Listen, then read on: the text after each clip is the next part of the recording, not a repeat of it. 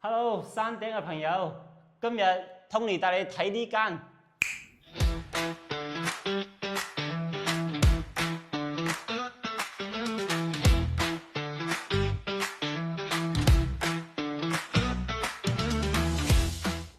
Welcome home。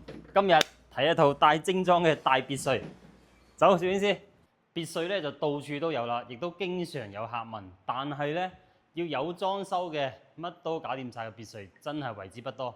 嗱，我哋今日睇下呢一棟別墅，喺珠海嚟講都算數一數二，發展商亦都非常之出名嚇。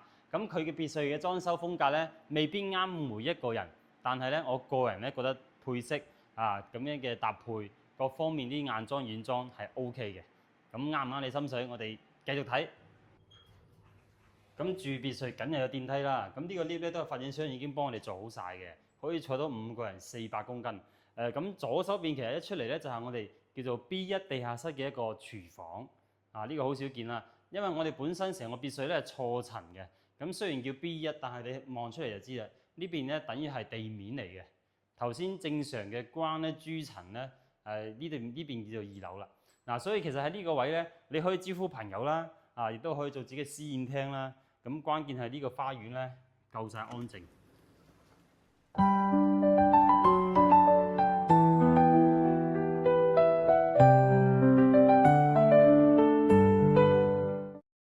既然係別墅，一定要有咁嘅空間啦。冇錯，呢個巨幕亦都係話 KTV 一個最佳嘅空間。咁咧佢呢個有咗個下沉式嘅 B2啦，行過嚟少少感受下健身器材，乜都做好晒。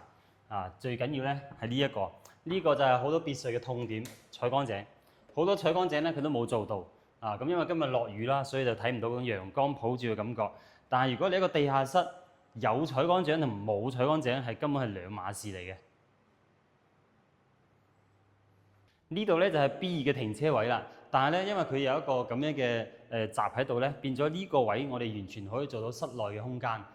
你如果2部車啱晒，如果你得1部車嘅話，咁其實呢邊仲可以做埋一啲收納櫃，又或者係私人嘅展示廳。呢個位咧都係我哋3樓主人房獨有嘅一個空中露台嚇。咁咧因為大家嘅樓間距都相對比較闊，所以都有一定嘅空間，都唔算話太逼。基本上咧每間房都做咗套房，無論大細間都做埋套房，做埋衣櫃。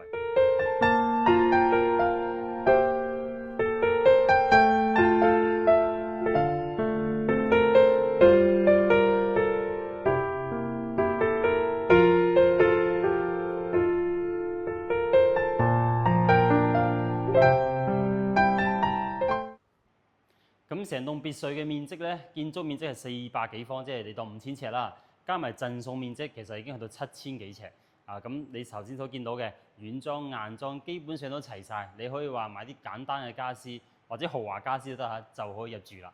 咁如果你覺得呢個 style 啱你嘅，你想了解詳細嘅情況，都可以後台私信我。